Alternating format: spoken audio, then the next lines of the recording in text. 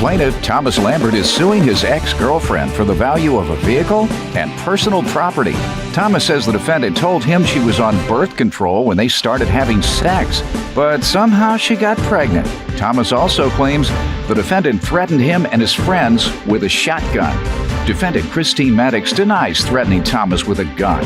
Christine admits she was angry because she caught Thomas and his married witness alone together, and she's countersuing for baby supplies because the plaintiff has done nothing to support their newborn son. All right, the plaintiff is suing his ex-girlfriend for the value of a vehicle and personal property. She is countersuing her ex-boyfriend for baby supplies. All right, Thomas, the burden of proof is on you. State your case. Well, first off, Your Honor, I'd like to give you a little history on the story, if I could. Go ahead. I was going through a ugly divorce for over 2 years. Best friend of mine introduced me to Christine here, and we didn't hit it off at first. And about 6 months later, he insisted I try dating her again. I started dating her, and I had sex with her twice while she was supposedly on birth control, and said she came up pregnant.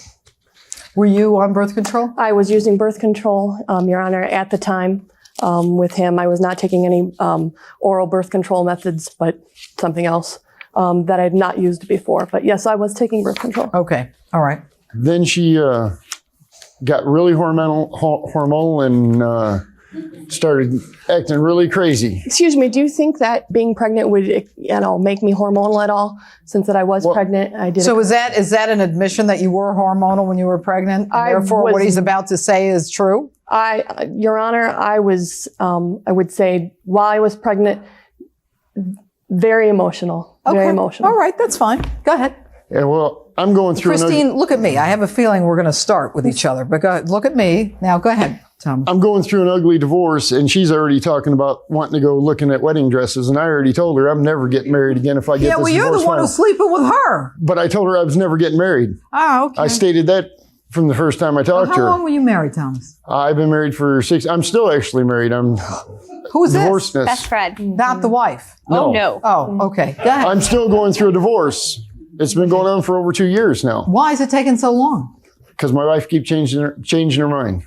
Why? She wants to be married to you? What? Every other day it's something different. Oh, okay. These women, they're all crazy, huh, Thomas? Hey.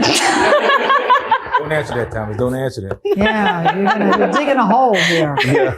Go ahead. So anyway, she just started getting really crazy. And The wife or this one? this one. Okay. I mean, talking about marriage, and then she came over to my house one time in February and drug her car out in the middle of the road with a chain because she was at my house. By herself? I've heard of strength when you're pregnant. You just wrapped a chain around the she truck? hooked it to her car and drug it out in the middle of the road. And then when I called her and asked her what she thought she was doing, she told me that it was either that or go home and get her 12-gauge shotgun and shoot up her car and shoot everybody in the house. That's untrue. Do you have a 12-gauge shotgun? Yes, ma'am. She's got a 9mm Glock. You live out in the country. I live out in the country. I'm not saying you don't have a right to have one. You do. Yes, ma'am. Okay? But I've been pregnant, and I've been hormonal, and I never thought about reaching for a 12-gauge. When I catch these two together in a house, a darkened house, and he doesn't have an explanation as to what was going on in there. All right. Christine, when you caught these two together, Yes, sir. you were in the midst of having a relationship with Thomas. Yes, sir. And you're pregnant. Yes. Okay, stand up, you. What's your name? Mary Beth Atman. Mary Beth. Okay, Mary Beth. What's she talking about when she says she catches the two of you in a dark house? Me and my kids, my 2 children. How old are they? 8 and 6. Okay, what time of day is this? We were there all day. 5 o'clock in the came over afternoon, about I was 5. watching a NASCAR race. My son was sitting on You the got couch. one girlfriend pregnant. You're trying to divorce another woman. What's this one doing at your house? She's just a best friend. She comes over and helps me clean my house because I'm a single father of 2. My kids are 16 and 17. Why are you cleaning his house? He's my best friend. I'm that kind of person. There is nothing other than friendship with Was us. the house dark? No. My son was sitting on the couch right next to us All right. and spent Where's time your with husband? his kids. My husband was at home Why didn't you bring him? because he did not want to come that day. Did you say, where is Christine? I did ask, and he said that he called her in the morning because they were supposed to meet for breakfast, and she did not answer the phone. Actually, Your Honor, Mr. Lambert was supposed to show up at my house that morning, and he blew me off. Christine, have you since had the baby? Yes, Your Honor. I have a picture. Let's see. What's the baby's name? Leo David. Leo? Leo. Beautiful baby. Is this your son? I don't know. I have yet to seen it. I've tried calling her and contacting He's her. not never called seen the me. baby? He's not attempted to call me to see the baby, never attempted to I come over spoke to to her see the dad. I baby. spoke to her dad last All right, week. good. My Here, dad show never him this told me any of picture. that. Have you seen pictures of the baby? No, I haven't. The last What do I, you think? Tell me. Look at that picture. What do you think? it's a very pretty baby. Who does he look like? Looks like a baby. I guess we'd have to do DNA to find out. I would not like to do a DNA test here. If he wishes to be a part of this child's life, he needs to make the attempt, because the last words that he told me was, I don't know what I want. It's not about what he wants. It's about what Leo deserves. If Leo is the son of the plaintiff, then Leo has a right to know who his father is. Leo has a right to be supported by his father, and you as a mother have an obligation to support the parent-child relationship. I don't care if you hate his guts. All right? Too often in my courtroom, Christine, I see young kids who are lost, who are desperate because they don't know who their fathers are, or because they think their fathers don't want any part of their lives, when the truth is their fathers don't even know they're there. It's about making a father a part of his own child's life. It's about a child going through life with some self-esteem and not feeling that his own father doesn't want any part of him. When you got into bed with this guy, you made a contract. And that contract is, if I get pregnant, we have a child, you're the father, and you know it. So why don't you get off your butt and go ask for a DNA test? I have tried calling No, her. don't call her, go to court.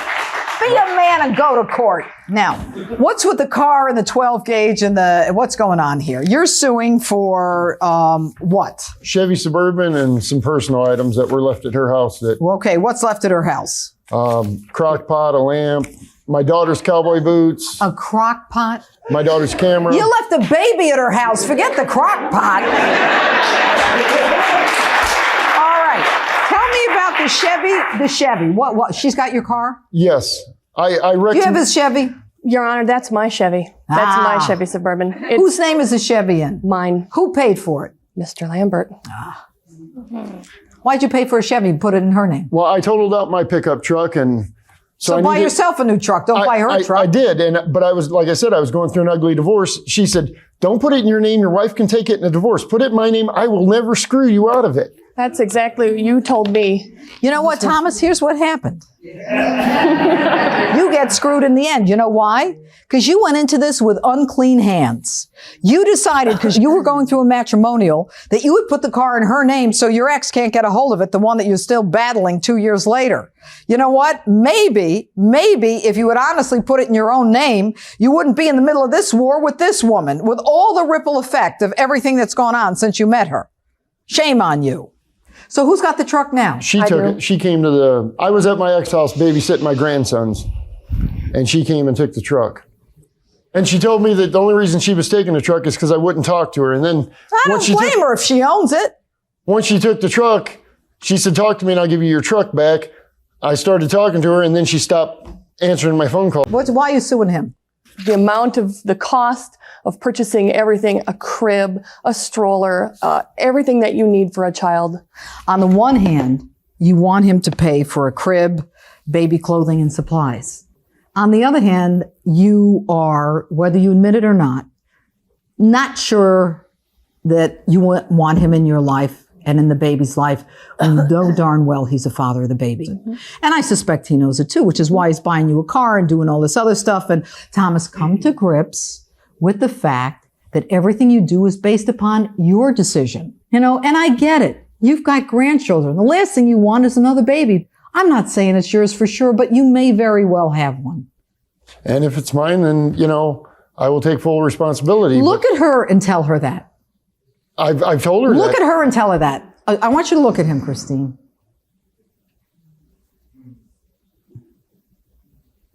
Do you know why she's upset?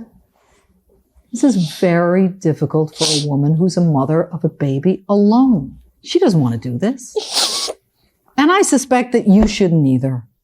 We got to get a grip on reality here. Why are you crying, Christine? Tell him why. Because, Your Honor, I love this man. I know you do.